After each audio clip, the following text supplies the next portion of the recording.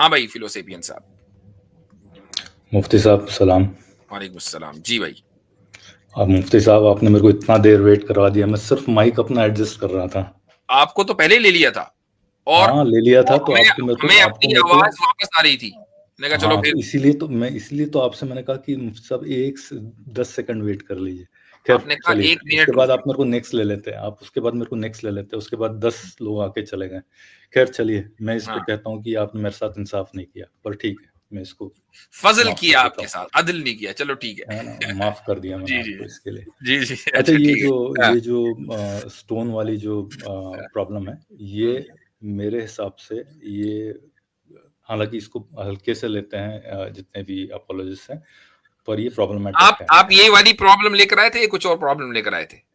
نہیں, میرے ذہن میں بہت ساری تھی شروع سے, میں یہ سوچ رہا ہوں کہ کون سی والی تو پرابلم جو سب سے پہلے والی تھی نا اس پہ بات کریں, جو سب سے پہلے والی تھی. پہلے والی تو وہ پھر آدم حوا والی تھی, پر میں ابھی اس پہ بریک لگا دی کہ اس سے اور زیادہ بہتر مل گئی میرے کو. رائٹ, اچھا اس سے بہت بہتر مل گئی. ٹھیک ہے, اوکے ٹھیک ہے. چلو اگر آپ کہیں کون سی جو شارٹ, کوئی سی بھی کر لیں بھائی, چلو بہتر والی کر لیں, بدتر والی کر لیں, آپ کی میں مرضی. گزارش کروں گا نیکسٹ ٹائم جب آؤں تو آپ میرے کو تھوڑا پہلے لے لیں, تاکہ پھر اس ٹائم میں ہو سکتا ہے کہ ہلکے سے بات کر کے چل جاؤں, کیونکہ ہماری گفتگو ہوتی تھوڑی لمبی ہی ہوتی ہے. رائٹ, تو اس لیے میں نہیں چاہتا کہ آپ کا, تو پھر میں کون سی لے کے آؤں. پھر یہ ہے, میں ایک کہنا چاہ رہا تھا کہ جو آپ نے دلیل پیش کی تھی وہ آدم اور حوا والی, کہ اس کیا شخص تھا, میرے کو نام نہیں معلوم, جس نے آپ سے سوال پوچھا کہ کیا اگر کوئی ایسی سچویشن آئے تو انسسٹ والی سچویشن, اس نے سوال پوچھا تھا, آپ نے اس کا یہ جواب دیا تھا کہ یہ مفروضہ جو ہے یہ پاسبل ہی نہیں ہے. تو یہ میں آپ سے سوال کرنا چاہتا ہوں کہ یہ آپ نے مفروضہ جو ہے یہ پاسبل نہیں ہے, یہ اس کی کیا دلیل؟ کون سا مفروضہ؟ کہ اس نے کہا تھا کہ سارے انسان ختم ہو جائیں, ایک ماں اور بیٹا رہ گئے. ہاں, یعنی یہ ایک ہائپوتھیٹیکل سچویشن ہے, ہاں, کہ جس میں سارے انسان ختم ہو جائیں اور صرف ماں اور بیٹا رہے اور دوبارہ انسانی زندگی شروع ہو. کیا یہ ہائپوتھیٹیکلی جو سچویشن آپ نے تصور کی ہے, یا 1-8% اس کا آپ کوئی, نے کہا کہ یہ امپاسبل ہے, میں یہ جاننا چاہتا ہوں کہ امپاسبل نہیں, وہ امپاسبل لاجیکلی میں نے نہیں کہا, بلکہ from the religious point of view, چونکہ وہ بندہ ریلیجن میں بلیو کرتا ہے. نہیں, ریلیجیس پوائنٹ آف ویو سے بھی کیوں امپاسبل ہے؟ اس لیے کہ اس دنیا میں انسانیت کو دوبارہ نہیں شروع ہونا ہے. ایسا رول کہاں سے آیا؟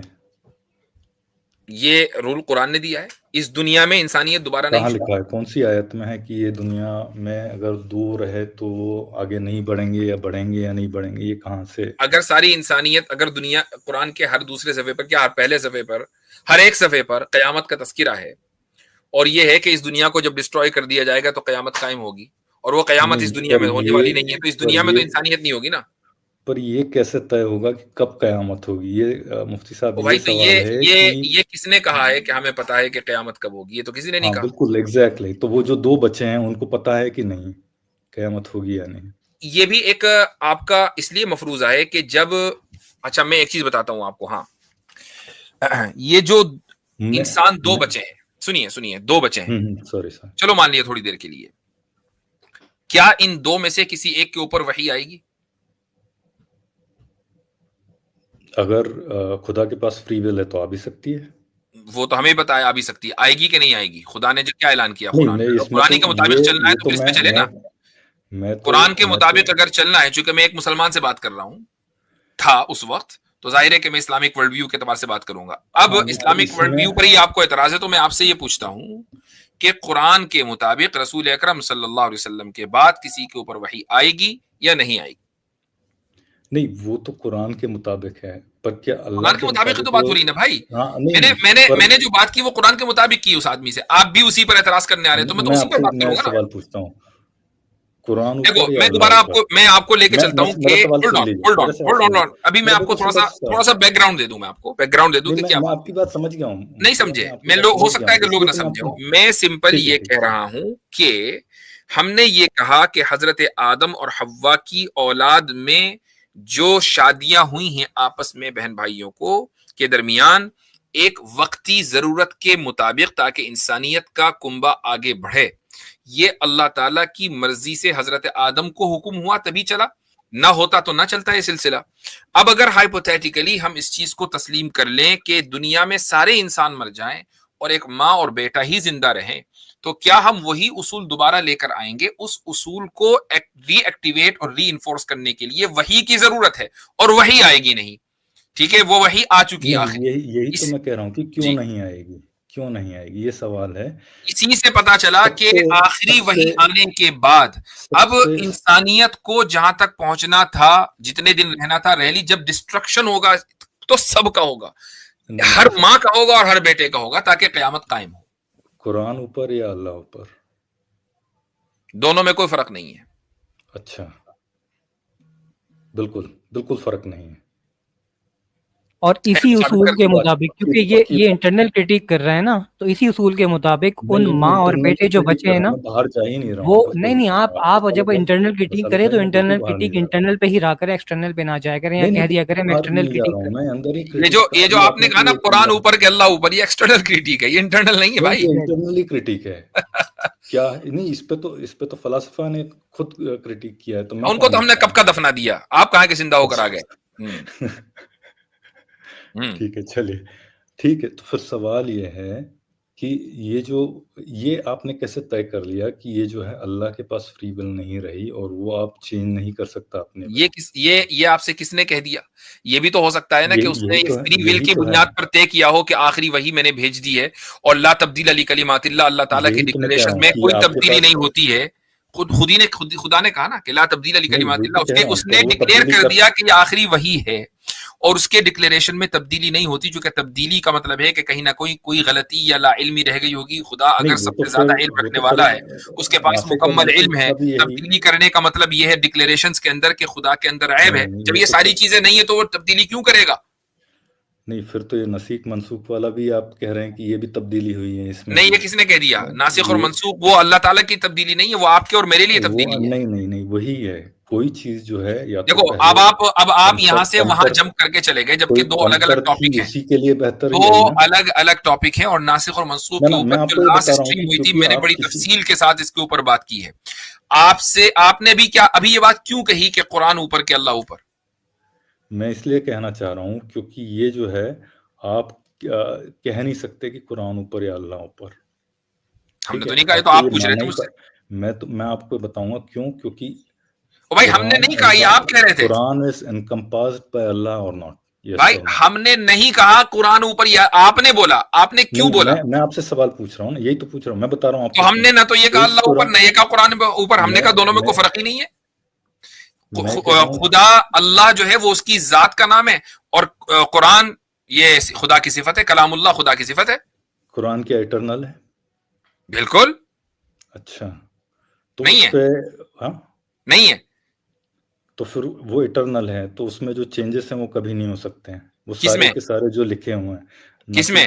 ناسخ منسوخ جو ہے وہ نہیں ہوں گے۔ تو ناسخ اور منسوخ ہونے کا مطلب یہ کہاں سے ہوا کہ وہ ایٹرنل نہیں ہے؟ منسوخ ہونے کا مطلب معدوم ہونا کہاں ہے؟ وہ ٹائم پہ نہیں چینج ہوا ہے نا۔ ویٹ، منسوخ ہونے کا مطلب معدوم ہونا تو نہیں ہے نا؟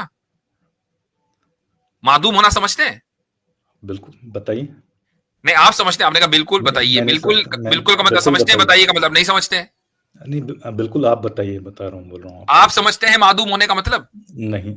نہیں، معدوم ہونے کا مطلب ہے پیرش ہونا، تو منسوخ ہونے کا مطلب پیرش ہونا کہاں ہے؟ ٹھیک ہے، تو جب یہ بات ہو گئی تو خدا کا کلام ایٹرنل ہے، اور ایٹرنیٹی میں جو بھی چیز ہوگی وہ پیرش نہیں ہوگی۔ اگر ہم کسی آیت کو منسوخ مانتے ہیں تو ہم اس کو پیرش نہیں مانتے، ہو سکتی ہے ایٹرنیٹی میں، ہم اس کو چینج کا مطلب یہ ہے کہ اس کے اوپر عمل نہیں ہوگا، لیکن وہ کلام ابھی بھی کلام ہے، اس کی ایٹرنیٹی میں اور اس کے خدا کے صفت ہونے میں کوئی فرق نہیں ہے۔ ناسخ جو ہوئے ہیں وہ ناسخ نہیں ہوئے ہیں، منسوخ، ناسخ نہیں، منسوخ جو ہوئے، سوری۔ ہاں، منسوخ کا مطلب یہ ہوا کہ ہمارے لیے اب اس پر عمل کرنا ضروری نہیں ہے، وہ اپلیکیبل نہیں ہے۔ لیکن کیا وہ خدا کا کلام نہیں رہے؟ یہ کس نے کہہ دیا آپ سے؟ وہ ابھی بھی خدا کا کلام ہے۔ چلیے، اچھا، تو اس کا مطلب یہ ہے کہ اللہ کا اپنی ول پہ کوئی کنٹرول اس کا یہ مطلب نہیں ہے، جو مطلب آپ کہہ رہے ہیں اس کا وہ مطلب ہرگز نہیں ہے۔ کہ اس نے اب یہ بات ثابت ہو گئی، اب یہ بات ثابت ہو گئی کہ قرآن جو اللہ کا کلام ہے وہ ایٹرنل ہے کہ نہیں، اس کو مان لیا آپ نے؟ میں بتا رہا ہوں آپ کو کیوں پرابلم ہے اس میں، کیونکہ جو اللہ نے ایٹرنیٹی سے ول کر دیا ہے اب اس کو وہ چینج نہیں کر سکتا، رائٹ؟ یہ آپ سے کس نے بولا؟ اس نے خود یہ اعلان کر دیا کہ وہ چینج نہیں کرے گا، لا تبدیل لکلمات، کیا ہوتی ہے وہ چینج نہیں کرے، وہ چینج نہیں کرے گا، وہ چینج نہیں کرے گا، چونکہ چینج کرنے کے لیے کسی نہ کسی یعنی کسی چیز کو بدلنے کے لیے، اور وہ بھی اپنی ذات کی وجہ سے، کہ بھئی یا تو انسان بدلتا ہے کم علمی کی وجہ سے، یا اب کوئی زیادہ بہتر بات سمجھ میں آ گئی، تو جو ذات ہر چیز کو جاننے والی ہو، کہ جس کا علم ہر چیز کو محیط ہو، اس کو تبدیلی کی ضرورت ہی نہیں ہے کہ وہ تبدیل کرے۔ نہیں تو پھر تبدیلی کی وجہ نہیں ہے تو پھر تو اس کو یہ یونیورس بھی کریٹ کرنے کی ضرورت نہیں ہے نا، تبدیلی تو تب ہوگی جب کسی چیز کی ضرورت ہوتی ہے، رائٹ؟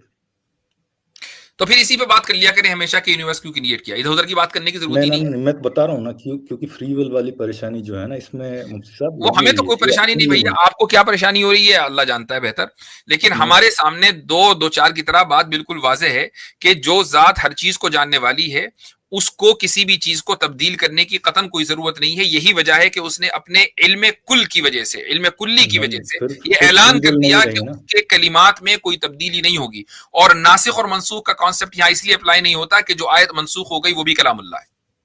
ہاں نہیں، میں یہ کہہ رہا ہوں کہ جو چیز ایک بار طے ہو گئی، لہٰذا آپ یہ نہیں کہہ سکتے کہ قرآن اوپر یا اللہ اوپر۔